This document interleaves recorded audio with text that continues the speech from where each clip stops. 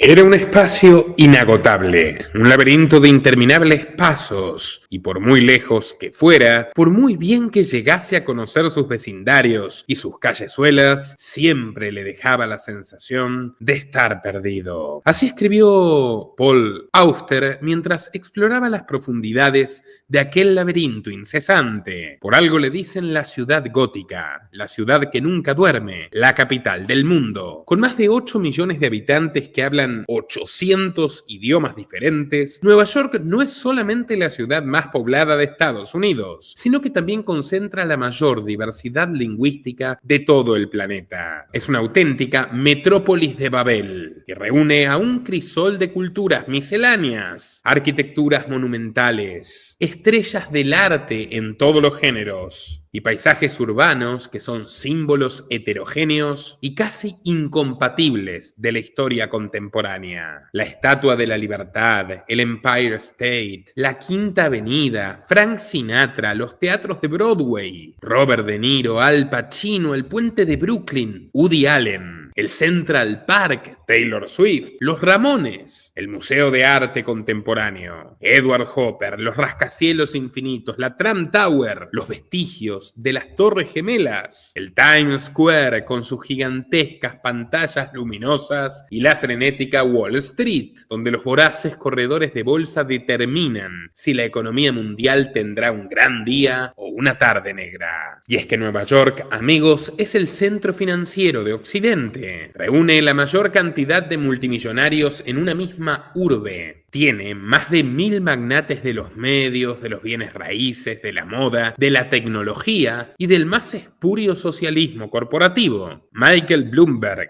George Soros, Stephen Schwarzman, Bill Ackman y muchos otros representantes del mal que dirigen las corporaciones más poderosas del planeta. JP Morgan, Pepsi Cola, The New York Times, American Express, el Banco de Nueva York. Y la madre de todas ellas, el titiritero que maneja los hilos, BlackRock de Larry Fink. Un politólogo, nunca lo olviden. Año tras año, mandatarios de todo el globo se reúnen para forjar pactos liberticidas con estas grandes corporaciones y luego asisten entusiasmados al edificio Rockefeller, la sede principal de la ONU, a orillas del East River, para debatir las maneras de controlar cada una de nuestras frágiles vidas. No es un problema menor quién gobierna la Gran Manzana, la principal ciudad del imperio estadounidense. Las elecciones para alcalde se aproximan y hay un candidato que está pugnando por reclamar los privilegios políticos de su dinastía, el señor Andrew Mark Cuomo. Hoy nos adentraremos en su biografía, que implica la turbia herencia de su padre, abogados matones, empresarios corruptos, escándalos de polleras y secretarias, vínculos con Donald Trump, con Jeffrey Epstein, con la mafia neoyorquina y mucho más.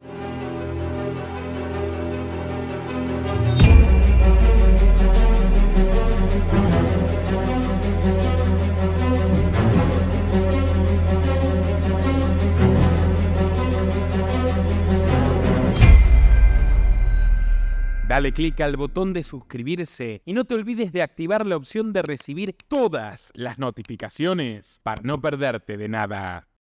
Los Cuomo provienen del sur italiano de Salerno y, como muchas familias italianas, emigraron a Nueva York a comienzos del siglo XX en busca del prometedor y engañoso sueño americano. Allí nació Mario Cuomo, el padre de Andrew, en el año 1932 y en uno de los vecindarios de Queens. Su ilusión, desde pequeño, era ser beisbolista y llegó a tener un promedio de bateo de 2.44. Pero mientras jugaba en la Universidad de St. John, recibió una bola violenta en la nuca y acabó hospitalizado durante 6 días, oscilando entre la vida y la muerte. Desde entonces, este ferviente católico supo que su camino sería uno bastante distinto: el de la ley, el de la mafia y el de la política. 3 cosas inextricablemente ligadas. Se graduó entonces con el mejor promedio, pero según él, lo discriminaban por sus orígenes italianos y fue rechazado en más de 50 bufetes de abogados, hasta que finalmente lo contrataron en un pequeño estudio jurídico de Brooklyn, que por aquel entonces tenía como cliente principal a un empresario que había estado erigiendo un imperio inmobiliario mediante métodos más que cuestionables. Sí, estoy hablando de Fred Trump, el padre del actual presidente de Estados Unidos. Fred estaba disfrutando de la pulpa de un delicioso fruto que su familia había desconocido hasta aquel entonces, el Estado. En 1939, cuando se declaró oficialmente la Segunda Guerra Mundial, ganó fortunas construyendo cuarteles y casas con jardines para los oficiales de Marina. Todo esto en la costa este de Estados Unidos, beneficiado por un aumento del presupuesto federal que se costeaba con el hambre. Sí, el hambre de millones de emprendedores y trabajadores honestos de los Estados Unidos, condenados a la más absoluta miseria por un Estado muy similar en sus rasgos al fascista o el nazi,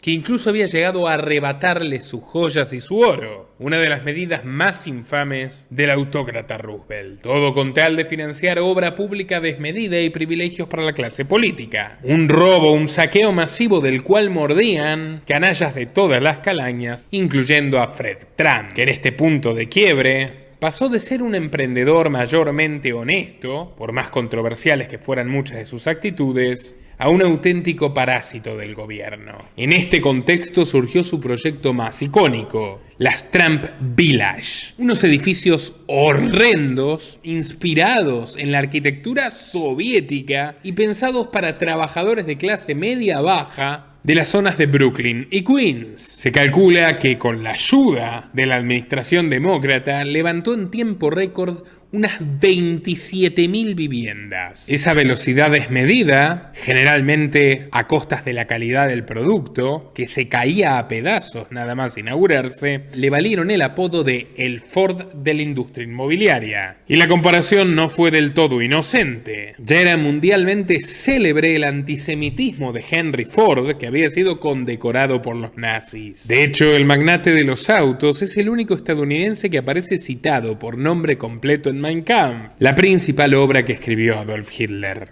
Pero más allá de los rumores de racismo que ya abundaban en aquella época, había otra razón por la cual Fred Trump se ganó el estigma, y eran sus estrategias extraordinariamente agresivas para obligar a los dueños de hermosas casitas de los suburbios neoyorquinos a venderlas a precio vil para que él las pueda demoler y construir sus edificios esperpénticos. Antes de conseguir el apoyo de políticos municipales que cambiaron las leyes de zonificación, Fred Trump ya había sido acusado ante la justicia de encargar a sus operadores violentos que boicoteen la paz y la seguridad de los barrios de casas bajas, sobornando a la policía para liberar la zona a los delincuentes, ensuciando deliberadamente plazas públicas por las noches e incluso contratando conductores que generaban embotellamientos planificados para entorpecerle la vida a las víctimas. Su premisa era crear un infierno en la tierra y obligarlos a irse. ¿Y saben quién era uno de esos matones? Seymour Epstein. Sí, el padre de Jeffrey Epstein, que como verán cobrará un lugar protagónico en esta historia. Seymour y su esposa Pauline habían arribado a América a principios de los años 40, con 25 años de edad, y de hecho se instalaron en uno de los Trump Village. Allí el padre de Jeff sentaría las bases de lo que luego sería una fructífera sociedad con Fred, lo que terminaría solventando su casuplón de Sealand, donde crecieron sus hijos Jeffrey y Mark. Seymour era un comprador fantasma, un testaferro de Fred, en la adquisición de numerosas casas de sus vecinos, a los que manipulaba artesanalmente para convencerlos de vender y mudarse.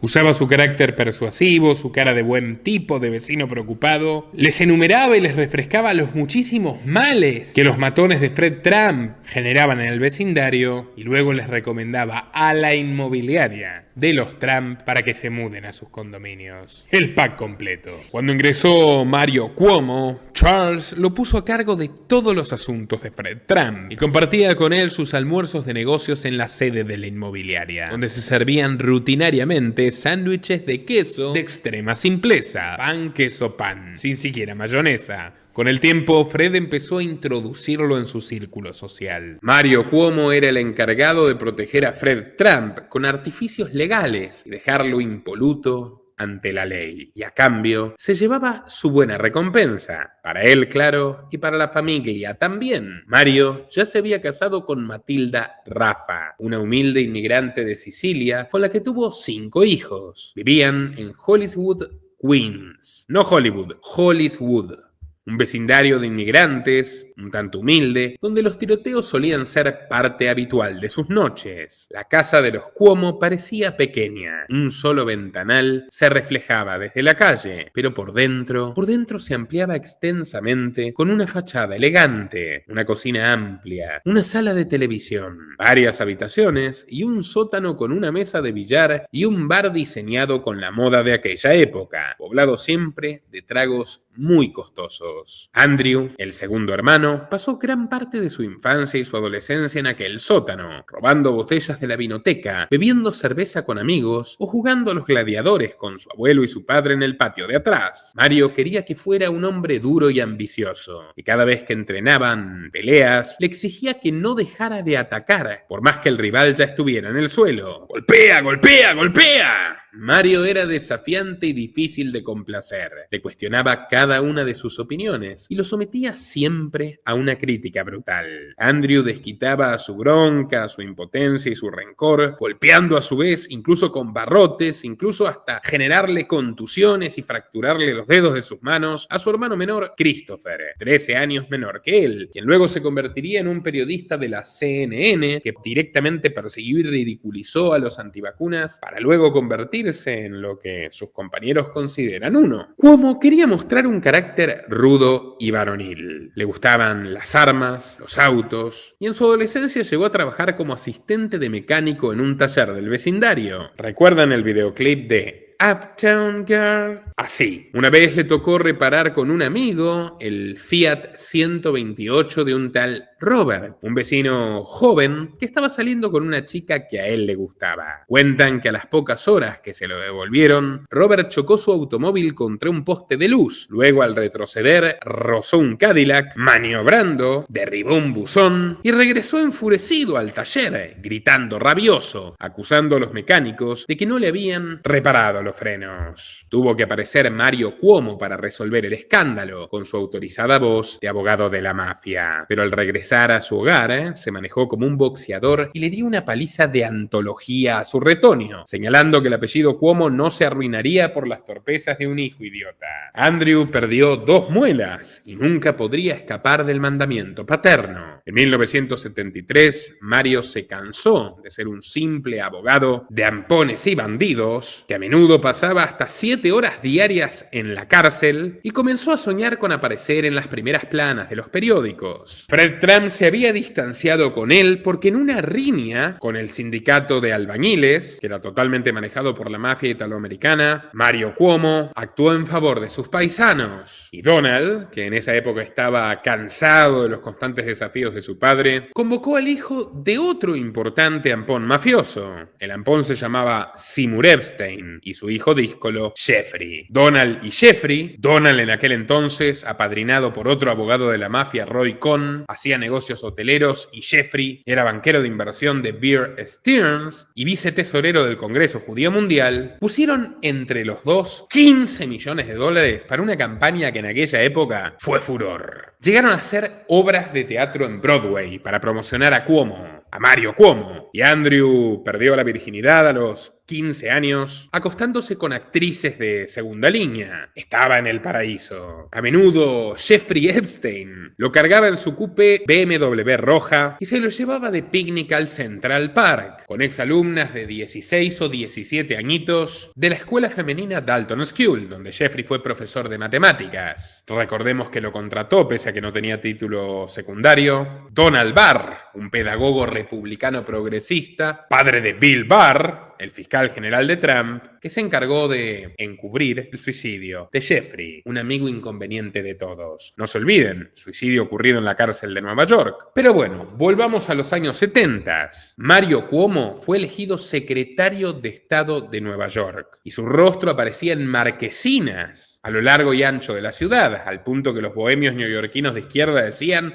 este es el nuevo Mussolini. Para 1977 consiguió lo que buscaban. Se convirtió en el alcalde más corrupto de Nueva York, y esto es mucho decir, aplicando tácticas de campaña bastante sucias y miserables más allá del marketing. Su eslogan de campaña fue "voten por Cuomo, no por el homo", ya que había rumores persistentes de que su rival Ed Koch era un homosexual en el closet que había sido visto varias veces saliendo en su automóvil y su casa con todo tipo de caballeros en altas horas de la noche. A pesar de la estrategia repudiable y homofóbica, Mario fracasó en las elecciones. Y esto pese, fíjense hasta qué punto estamos hablando de mafiosos, que Donald Trump en persona llegó a mandar cintas que documentaban affairs de los amantes masculinos de Koch con otros hombres en el Hotel Commodore, que él apuntaba a remodelar con una exención millonaria a la que Koch se negaba. ¿Se entiende? Le mandó a la casa de Koch cintas de sus amantes acostándose con otros hombres para forzarlo a bajar su campaña. Y esto es curioso porque Jeffrey Epstein todavía no usaba el método y Donald sí, asesorado, como quedó claro en la gran película The Apprentice, por el turbio Roy Cohn. Roy Cohn era un chantajista experto. Había sido socio de Mario Cuomo durante mucho tiempo, pero antes trabajó con McCarthy. McCarthy era el que perseguía a todos los disidentes en los años 50, el que echó de Estados Unidos a Charles Chaplin. Bueno, Roy Cohn, pese a ser homosexual en el closet, se dedicaba específicamente a cazar homosexuales de la administración pública, a extorsionarlos o incluso a encarcelarlos, o a mandarlos a centros de salud mental donde los sometían a electroshocks. Por otra parte, a sus amigos los grababa en las habitaciones de su casa y luego lo hicieron en todas las habitaciones del Hotel Commodore. Y poco a poco, a fuerza de chantajes, de amenazas e incluso asesinar a los hámster de los hijos de los concejales, terminaron torciéndole el pulso al jurado y consiguiendo las exenciones que Trump buscaba. A mí me parece que es terrible pagar impuestos, pero peor todavía es organizar una mafia de asesinos en la política para salirte con la tuya. Recordemos un poquito de esos momentos históricos donde Mario Cuomo, el papá de nuestro protagonista, fue impulsado por Trump y por Jeffrey. Cuomo se había distanciado de Fred Trump a mediados de los 70, cuando Cuomo ingresó al estado de Nueva York como secretario de Estado. En 1976, el funcionario denunció a la industria de la construcción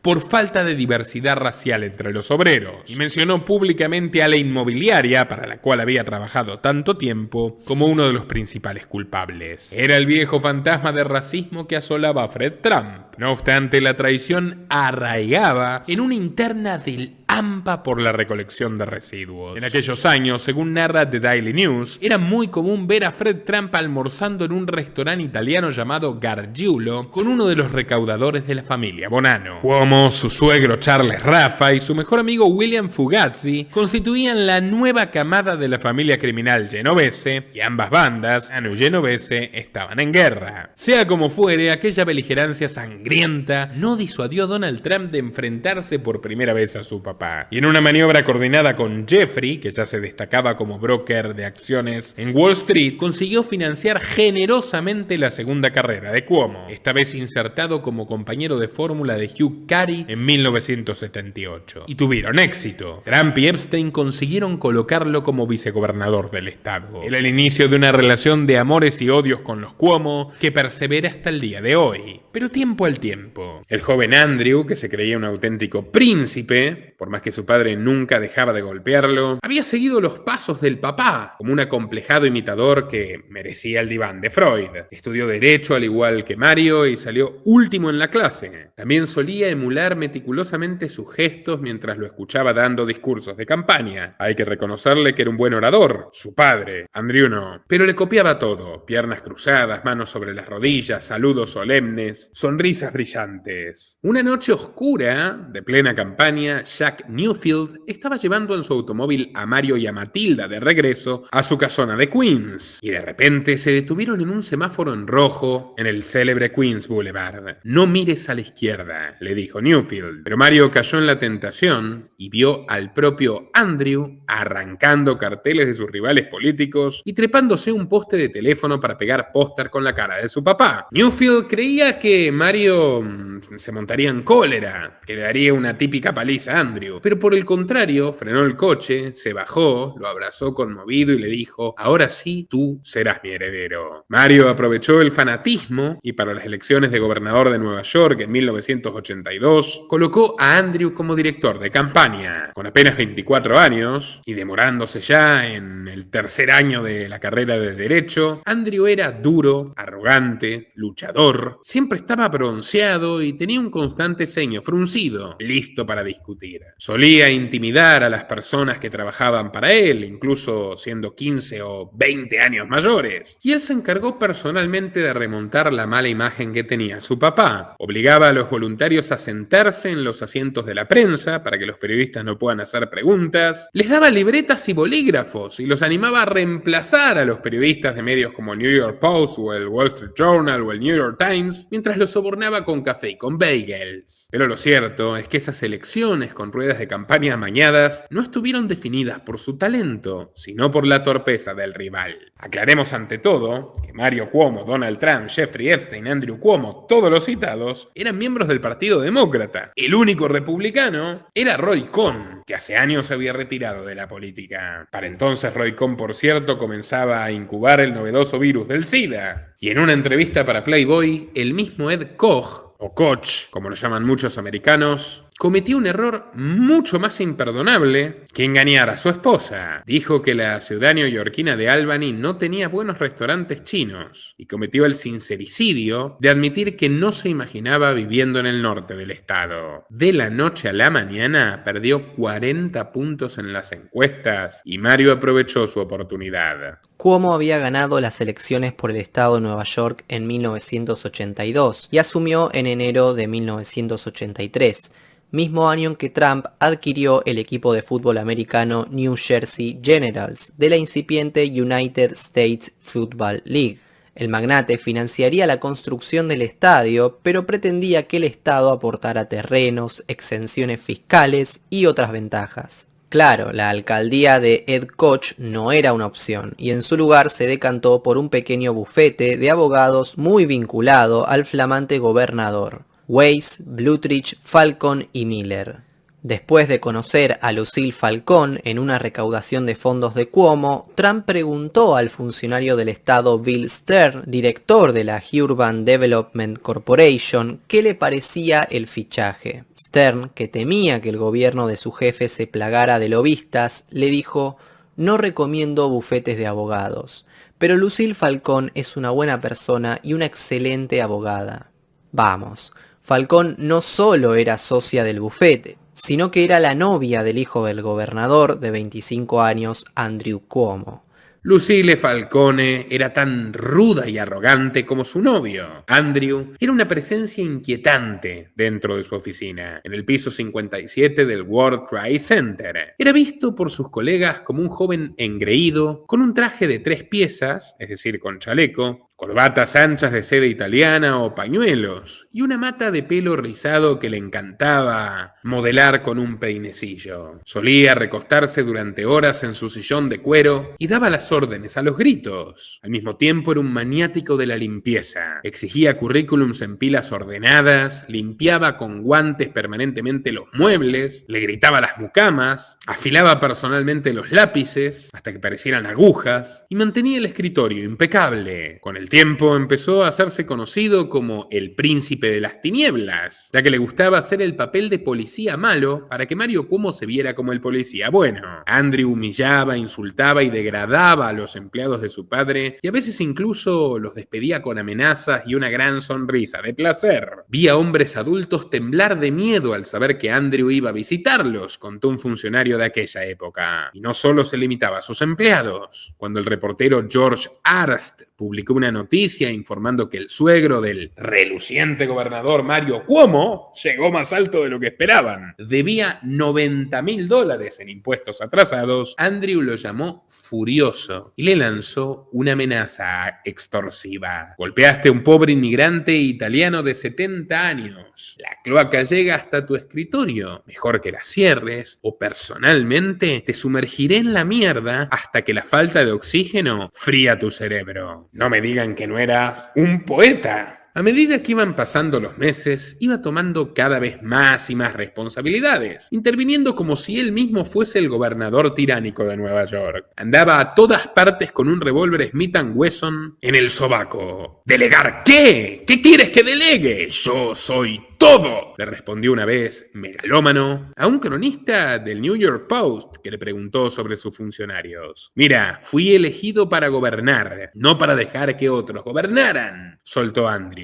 Al poco su padre lo llamó y le dijo, nadie te eligió a ti, mocoso bribón. Mario le vio tanta voracidad, tanta hambre de poder, que como un perro rabioso, decidió apartarlo del trono. Con la excusa de que tenía que ganar experiencia en su profesión, logró colocar a esta bestia como fiscal adjunto en Manhattan, y luego fue contratado por la firma de su suegro, donde repitió el ciclo de las alianzas familiares y representó al hijo del cliente favorito de papá, Donald Trump, que ya había magnificado el imperio de su familia gracias a los beneficios impositivos que finalmente le dio Mario Cuomo, además de grandes subsidios que pagaban los taxpayers, lo cual definitivamente es inmoral. Andrew también se comportaba como un matón, y eso no lo cambia una fiscalía, lo potencia. Sabemos por el libro The Contender que en diciembre de 1987 fue demandado, junto a un ex cliente suyo, Sheldon Goldstein, por intentar apoderarse a la fuerza de dos instituciones de ahorros del sur de Florida, vaciando sus activos. Además, lo demandaron por ejercer la abogacía privada en otros estados mientras oficiaba como fiscal en Nueva York, e incluso representar a una persona que tenía que investigar en Nueva York en un caso en Colorado. Goldstein había colaborado a la campaña de Mario Cuomo con $50.000 y a cambio le pidió ayuda a Andrew, quien llamó a Harry Partridge y lo amenazó con destruirlo si no le vendía el 50% de las acciones de su edificio, citándole 5 cargos distintos que podía inventar en su contra en un abrir y cerrar de ojos con el testimonio de 3 policías corruptos. Desde entonces y hasta ahora, 40 años después, Andrew Cuomo gozó de un apoyo incomparable durante 40 años. 40 años. Andrew Cuomo se convirtió en el político favorito del sindicato de policías, que al fin y al cabo son delincuentes uniformados. Los Cuomo trataban de apaciguar los rumores que lo asociaban con la mafia neoyorquina, pero no ayudó mucho cuando en 1984 los medios difundieron que Charles Raffa, el suegro de Mario Cuomo, se vio involucrado en un accidente sospechoso dentro de su tienda en East New York de Brooklyn. Estamos hablando, por supuesto, del abuelo materno de nuestro protagonista. Era el mediodía del 22 de mayo. Charles Raffa de repente salió a la calle con la cabeza ensangrentada, desorientado, tembloroso, preguntándose dónde estaba una y otra vez. Pidió que lo llevaran a su casa, pero unos vecinos lo terminaron dejando en el centro médico de la Universidad de Nueva York, donde lo sometieron a una cirugía plástica por lesiones faciales, pero nunca se recuperó por completo y acabaría confinado a una silla de ruedas hasta el final de sus días. Triste destino.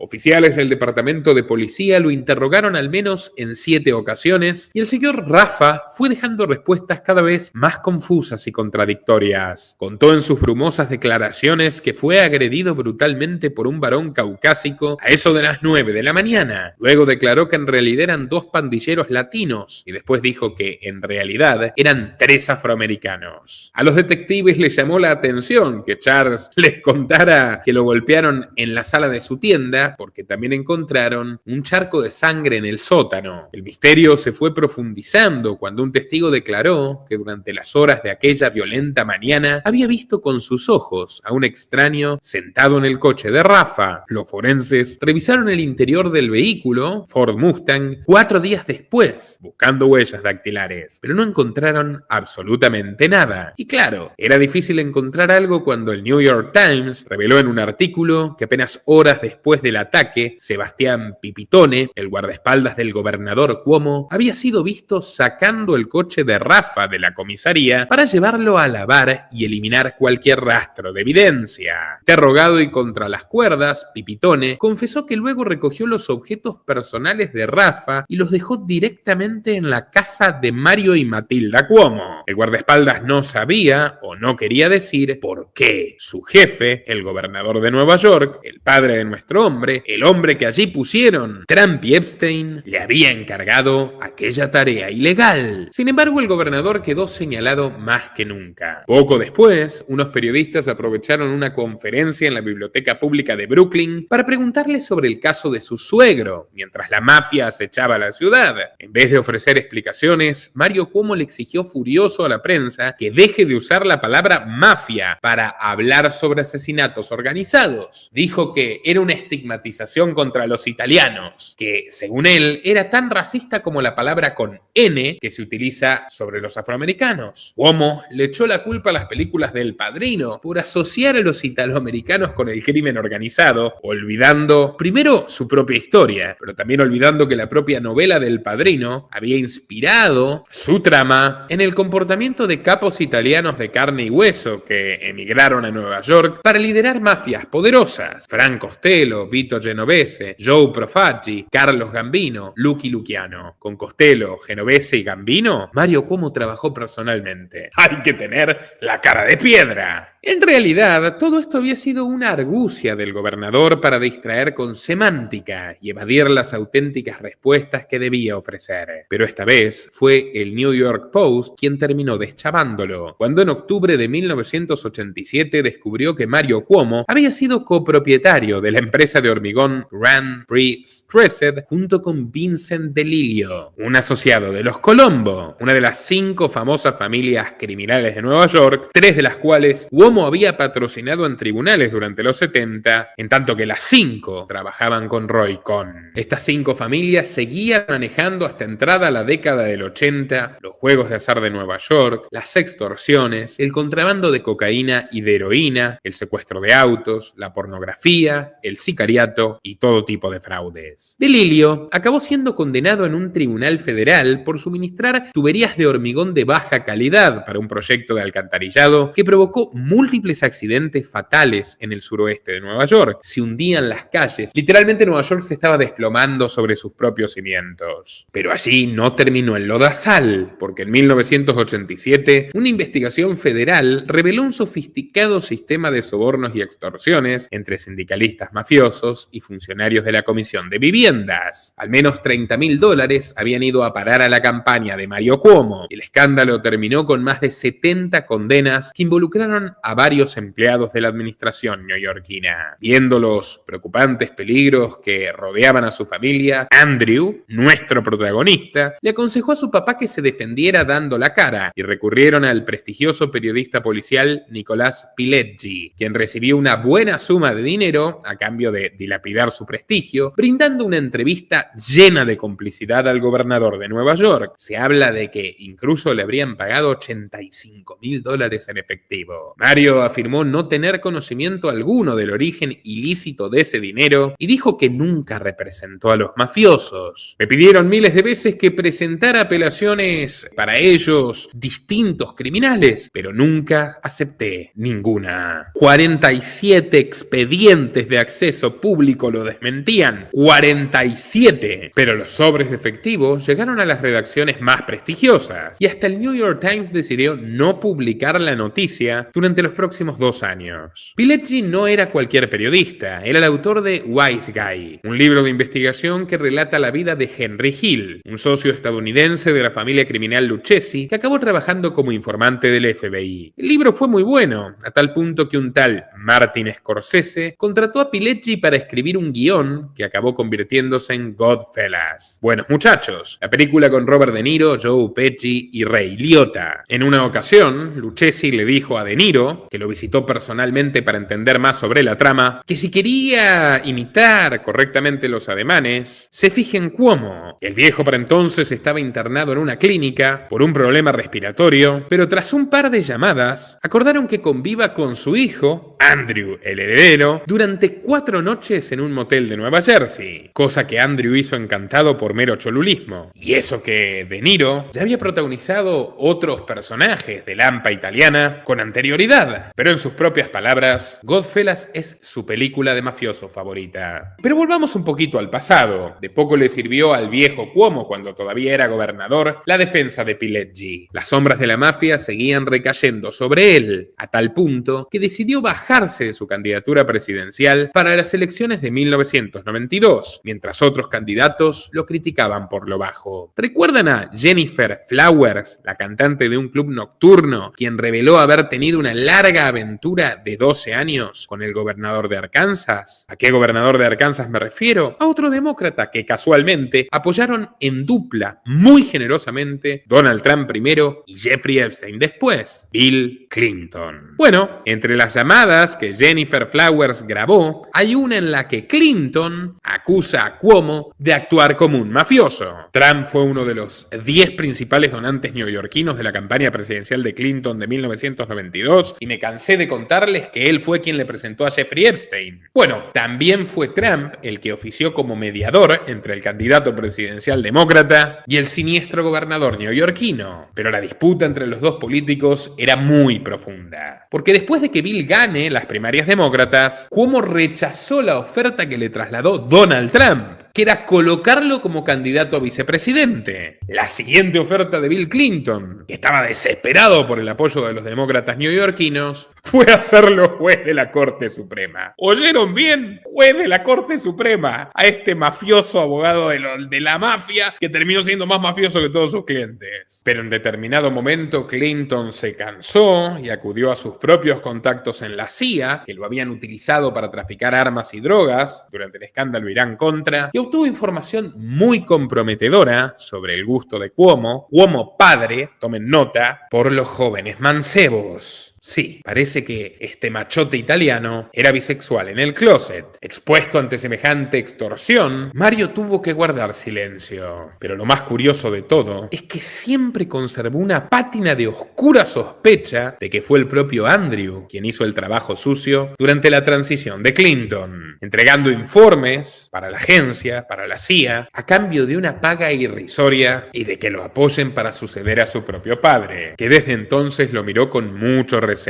Lo cierto es que Andrew ya no estaba conforme con su propio empleo como abogado y tenía muchas ganas de regresar a la política, a un cargo federal, un puesto en la Casa Blanca, algo que le hiciera volver a inflar su ego. Por eso no había dudado en terminar con Lucille para casarse con la princesa de una de las dinastías más importantes de Estados Unidos, Kerry Kennedy, la sobrina de John Fitzgerald Kennedy, la hija de Robert Kennedy, quien fue asesinado de una manera tan trágica y enigmática como su hermano, la noche del 6 de junio de 1968, mientras se candidateaba para las elecciones presidenciales, cuando un misterioso inmigrante palestino, al parecer al servicio del Mossad y con su familia amenazada, Sirhan Bishara Sirhan, le pegó un tiro en la cabeza en el Hotel Ambassador de Los Ángeles. Kerry Kennedy es hermana del actual secretario de Salud de Estados Unidos, Robert Kennedy Jr. Y sí, como se darán cuenta, Andrew Cuomo está plagado de vínculos con la actual administración republicana. Todos estos amigos suyos, Epstein, Trump, Robert Kennedy Jr., eran antes sus compañeros de partido, sus amigos, sus colegas, y realmente cabe preguntarse si algún día dejaron de serlo. Porque hoy, Andrew Cuomo es un instrumento de la Casa Blanca para intervenir en las elecciones de Nueva York. Ahora sí, tiempo al tiempo. Kerry Kennedy, la nueva esposa de nuestro protagonista, siguió la senda de muchas de sus parientes, señoritas Kennedy huérfanas y viudas, en este caso dedicándose al lucrativo negocio de los derechos humanos, llegando a trabajar en Amnistía Internacional, donde conoció en persona a George Soros. Hizo un gran esfuerzo para refinar los modales de Andrew y para moderar su tradicional racismo y hacerlo, digamos, un poquito más presentable para lo que sería la nueva era woke, el nuevo orden mundial progre a partir de Clinton.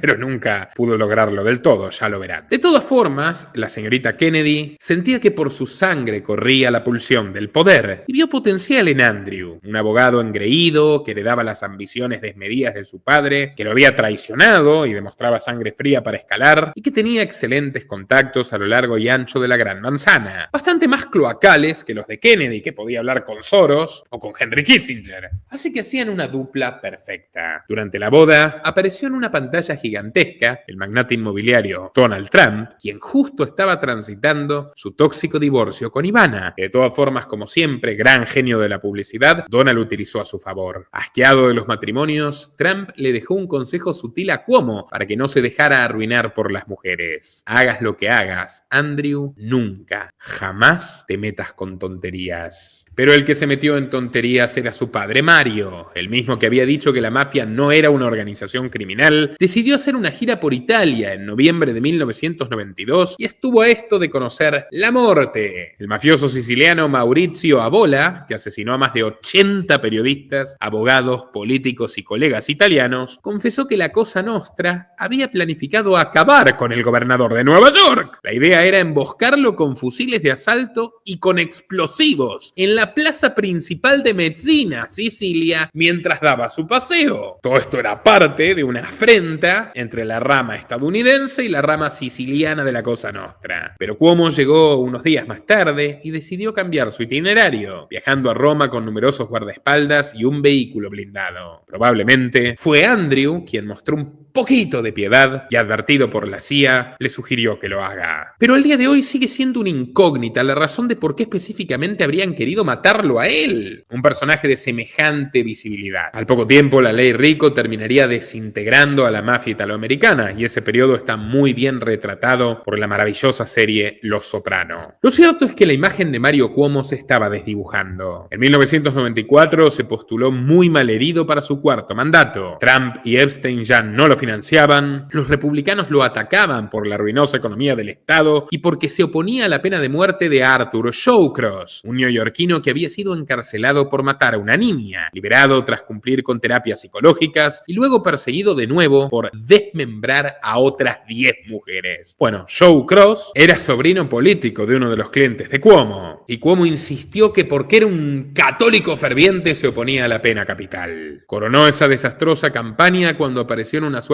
de spot con su compañera demócrata, que anunciaba unos importantes cambios radicales para su gobierno. Y esos cambios no eran ni más ni menos que una bolsa de Doritos. Sí, no es un meme, no existían los memes. Es el año en el que yo nací. Por unos cuantos billetes aceptaron aparecer en la publicidad del famoso Super Bowl. Mario, I haven't seen a change like this since I was knee-high to a June bug. And I was as surprised as you are. Well, I should have seen it coming. Maybe so, but now I think we ought to accept this change, embrace it, be positive about it, because change can be very exciting. You're probably right, Mario.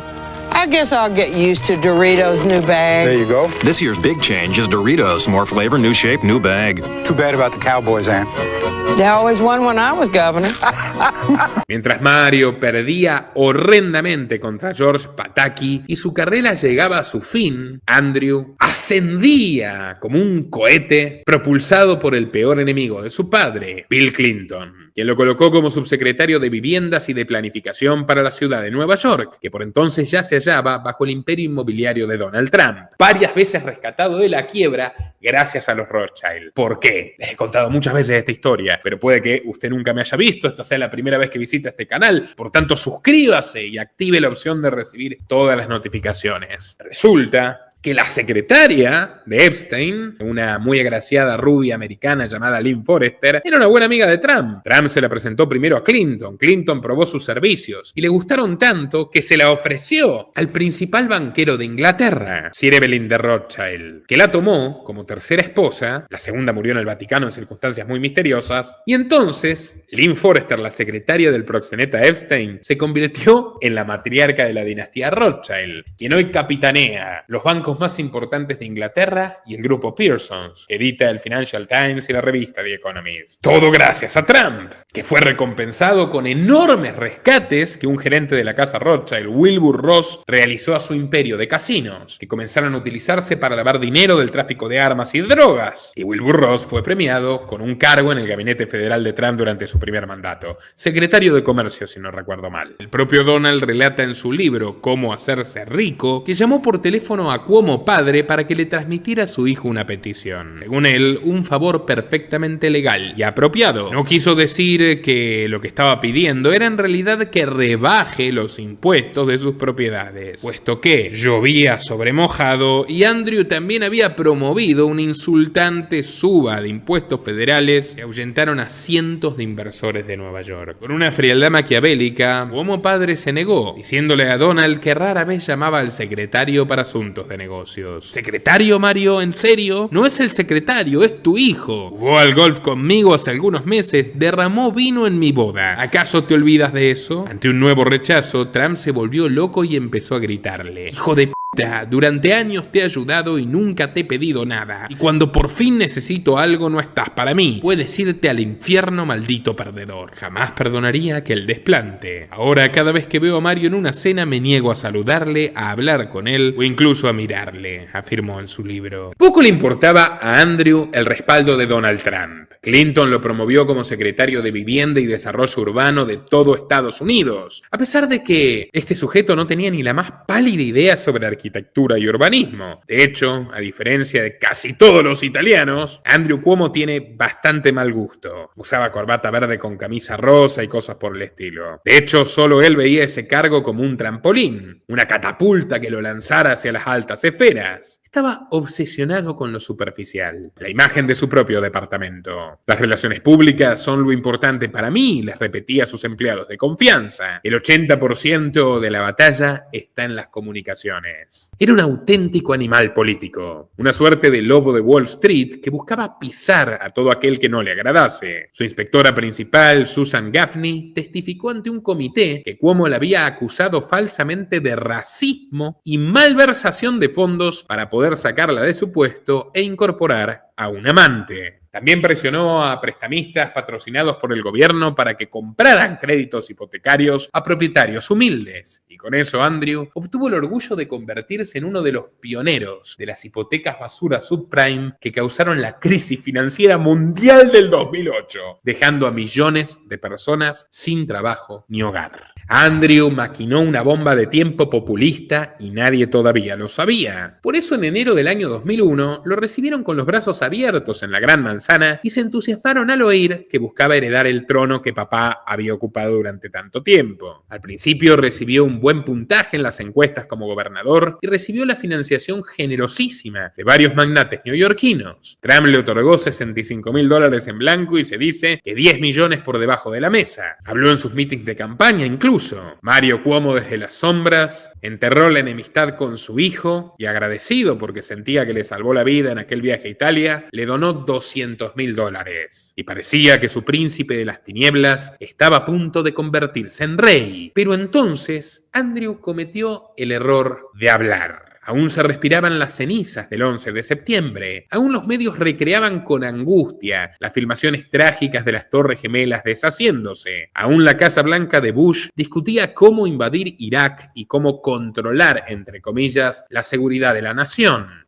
Bajo ese clima de sensibilidades, Andrew se lanzó a criticar a Rudy Giuliani, alcalde de Nueva York, y a George Pataki, gobernador, denunciando que uno había sido el mero siervo del otro. Dijo: Pataki le sostenía el abrigo, fue un gran asistente del líder, pero no era un líder. La crema llega a la cima y Rudy Giuliani llegó a la cima. Tremendo elogio. La frase cayó pésima entre la prensa y los electores. Mostró a Andrew como un hombre frío, arrogante, insensible, completamente desconectado del sufrimiento de los dolientes y los deudos de los 3.000 muertos en la tragedia. Básicamente Andrew se mostró como era. Su padre quiso salvarlo redactando un manifiesto de 40 páginas. Básicamente le hizo un guión a su hijo para que pida disculpas, pero el soberbio de Andrew no quiso leerlo. Furioso por la desobediencia, Mario lo llamaba a los gritos: ¡retírate ahora! ¡Vas a manchar el apellido y el prestigio de mi familia, cabrón! Andrew seguía enceguecido, pero de pronto empezó a ver cómo la gente lo insultaba en las calles, le arrojaba plátanos y tomates y las encuestas lo daban por perdido. Ni sus amantes le atendían el teléfono y el 3 3 de septiembre del 2002, junto a sus padres, su esposa, sus 3 hijas y el expresidente Clinton al lado, Andrew se retiró de la candidatura con el rostro lleno de rencor, signado por la resignación y el fracaso, observando con sus ojos cómo Pataki perseveró en el gobierno neoyorquino por otro mandato. Andrew Cuomo entonces tuvo que rehacer su vida.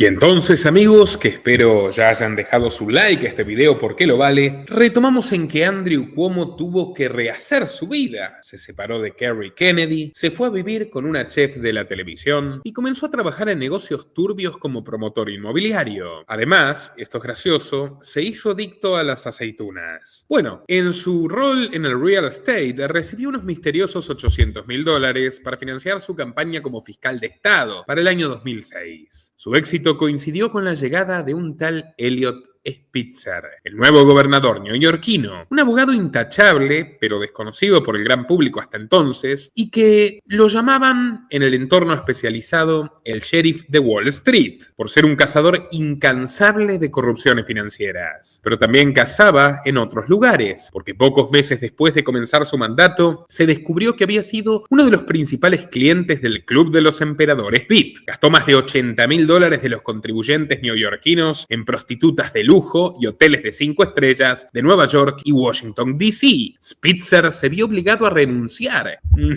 Alberto Nisman. Mientras a Andrew le brillaban los dientes de la alegría. Cuomo recibió la bendición del flamante presidente Barack Obama y en esta ocasión supo cerrar bien la boca y no meter la pata durante la campaña. En enero de 2011 juró como nuevo gobernador de Nueva York, heredando finalmente la dinastía mafiosa de su papá. Desde el primer día de mandato, Andrew Cuomo, que cumplió su sueño, quiso mostrarse como un político distinto, un hombre con principios. Y así revivió una orden ejecutiva que prohibía a los gobernadores recibir donaciones de sus designados. Sin embargo, el New York Times señaló años después que Andrew, como buen letrado, se sirvió de la letra chica para recaudar más de $2 millones por parte de sus designados, en la típica modalidad de te doy un empleo público pero me das una parte de tu sueldo, estilo kirchnerista o mileísta, y varias fueron donadas apenas días después de firmar la orden. Cuomo fue un auténtico político progre, promovió el control de armas más estricto y liberticida de todos los Estados Unidos, a tal punto que cientos de latinos y afroamericanos humildes fueron arrestados por el simple hecho de llevar una navaja plegable para defenderse de la ola de delincuencia camino a sus trabajos. También creó una comisión anticorrupción tan pero tan corrupta que tuvo que cerrarla en menos de un año. Entre sus tapaderas más grandes, Cuomo presentó un ambicioso plan para atraer corporaciones enormes e industrias monstruosas. Puso a cargo a su amigo Joseph Percoco, quien lideró las inversiones y acabó siendo condenado en la Corte Suprema por aceptar más de $315.000 en sobornos. Bueno, ¿saben con quién se reunió Joseph Percoco después de cumplir su condena en prisión? Con Scaturice, el promotor de Milei que está relacionado al avión de las misteriosas maletas que dejaron salir de Aeroparque. Todo en familia. También se supo que los padres de Jeff Bezos, el CEO de Amazon, le habían donado miles de dólares a la campaña de Andrew. Y qué casualidad que justo Cuomo hizo una enorme campaña para llevar la segunda sede más grande de Amazon a sus tierras natales de Long Island. Bezos coqueteó con la idea. Dijo que sí, dijo que no. Andrew le rogó por llamado telefónico que lo hiciera. Le prometió que le daría subsidios colosales, en sus palabras desafortunadas, más grandes que la Estatua de la Libertad. Claro que con plata robada a los ciudadanos. Y hasta le declaró a los medios que estaba dispuesto a cambiar su nombre por Amazon Cuomo. Así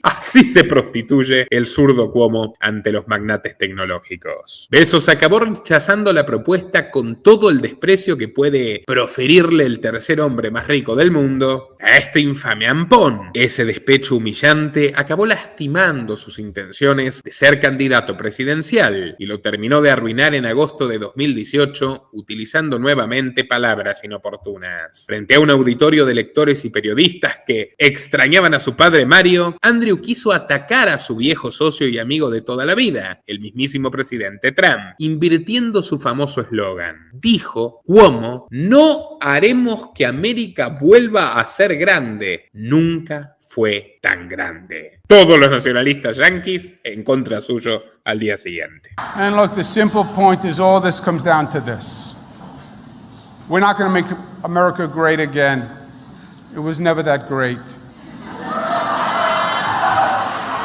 El discurso era una crítica interesante a la histórica discriminación norteamericana hacia las minorías, indígenas, afroamericanos, inmigrantes. Pero Andrew carece completamente de talento como orador y no puede lanzar frases punzantes y provocadoras como las de Trump. Para comienzos de 2019, su índice de aprobación se desplomó por debajo del subsuelo. Pero eso sí, seguía compartiendo algo con el presidente, un estilo beligerante, impiadoso y asesino. Se llama sionismo. Cuomo firmó la BDS, una orden ejecutiva para que cualquier empresa o institución que promoviese los boicots contra el Estado nazi supremacista asesino de Israel termine sancionada con grandes multas y no reciba financiación. Así fue como su repugnante gobierno creó una lista negra de entidades neoyorquinas que se oponían a cualquier política de Sion. Si boicoteas a Israel, el Estado de Nueva York te boicoteará, tenlo por seguro. Tuiteó Cuomo. Más orwelliano imposible. Pero Andrew intentaba ocultar su despotismo mediante una ternura forzada y fingida, por momentos asquerosa, ya lo verán. Cuando llegó la cuarentena, fue entrevistado por su hermano Chris, el mismo que golpeaba salvajemente cuando era niño y que ahora se había convertido en un lacayo servil de la CNN. Luego lo echarían y se haría antivacunas.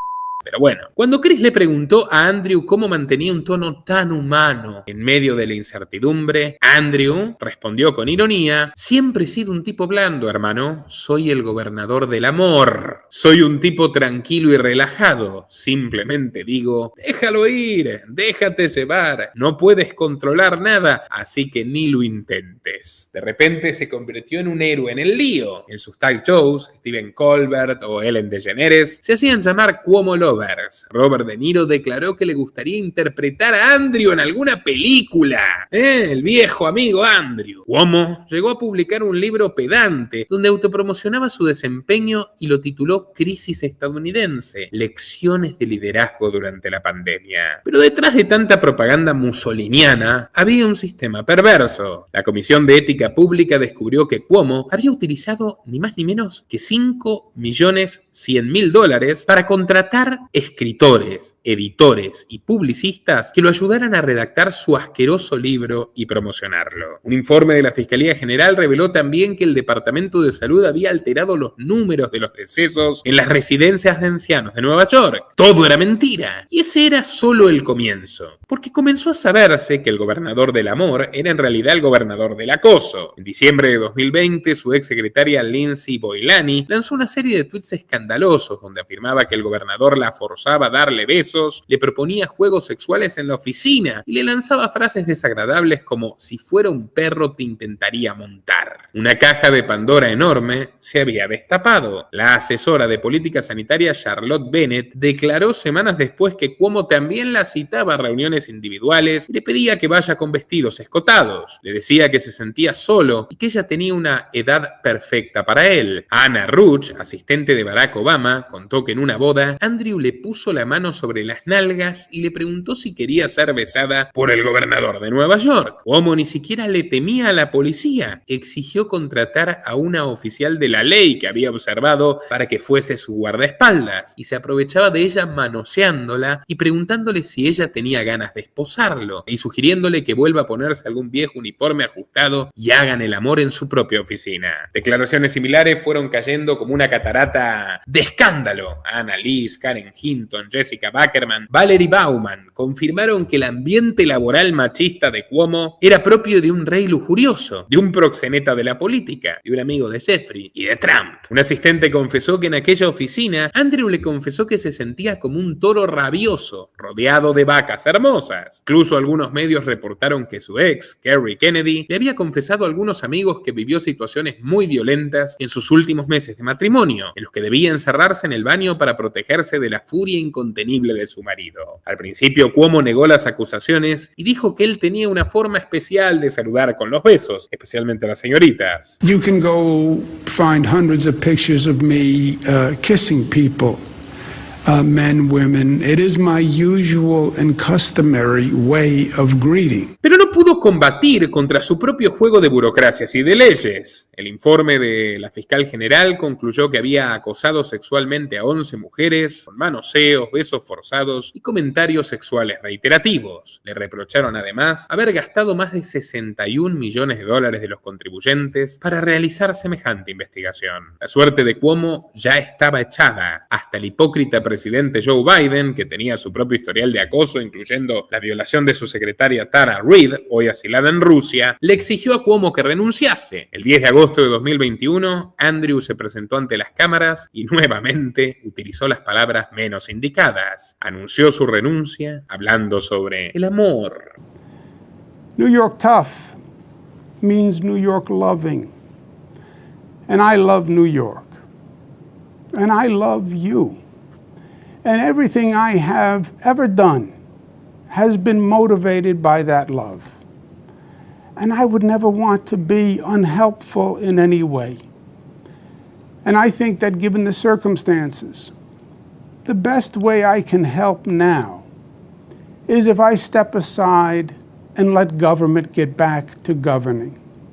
And therefore that's what I'll do. Los Cuomo cayeron en decadencia. Chris fue despedido de la CNN y meses más tarde apareció en videos diciendo que tenía pensamientos oscuros y amenazando con hacerle daño a otros y luego quitarse la vida. Perturbador. Andrew, en cambio, se refugió en un mundo turbio fuera de la legalidad. Fue contratado como asesor de OKX, una plataforma de criptomonedas dedicada a la sistemática evasión de impuestos y acusada por estafas a sus clientes. Y no era el único de sus negocios. En junio de este año, The New York Times reveló que también está invirtiendo para construir un puerto de lujo en Puerto Rico junto a su antiguo amigo Andrew Farkas, un desarrollador inmobiliario que era socio íntimo ¿de quién? De Jeffrey Epstein, con quien le gustaba particularmente juguetear en su isla del Caribe, tal como lo oyen. Cuomo heredó el proyecto marítimo de Jeffrey, que se mandaba cartitas de amor con el actual presidente. A pesar de todos los vínculos que los unen, Cuomo declaró hace algunas semanas que no aceptaría el apoyo de su viejo amigo Donald en la campaña. Aunque dijo también, nos unieron buenos recuerdos, pero hoy las diferencias políticas son irreconciliables. Ahora, ¿quién creen que está financiando la campaña de Cuomo, siendo que Cuomo juega por fuera del Partido Demócrata? El Partido Republicano. Hay que ver si no le sale mal la jugada, como a Massa promoviendo a Milei en la Argentina. Milei terminó siendo presidente, no solamente destruyendo a Cambiemos, también al peronismo. Pero en cualquier caso, amigos, disfruté haciendo esta investigación tan particular. Espero que ustedes hayan disfrutado este programa y si quieren que sigamos haciendo estos documentales, no queda otra que retribuir nuestro esfuerzo a través de patreon.com/Nicolás Moraz. Dependemos de su apoyo. A partir de $3 mensuales en patreon.com/Nicolás Moraz recibirán recompensas exclusivas para mecenas. Y si no pueden colaborar económicamente, recomienden nuestro contenido a quien pueda interesarle. Compartan este video en sus redes y grupos, WhatsApp, Twitter, Telegram, Facebook. Y no se olviden de darle like para que YouTube lo recomiende a más gente. Hasta la próxima. Nuestro trabajo depende de tu apoyo. Para que siga siendo posible, realiza tu aporte desde tan solo $3 por mes a través de Patreon, en los enlaces que figuran en la descripción o en el comentario fijado. También podés hacerlo vía Bitcoin o desde la opción Unirte de YouTube. Y si estás en Argentina, elegí el medio de pago de tu preferencia a través de Mercado Pago. Quienes nos apoyen en Patreon a partir de $5 mensuales tendrán acceso a análisis, entrevistas, conferencias y documentales exclusivos. También tenemos opciones para sponsors. Así que publicita con nosotros a través de patreon.com/Nicolás Moraz.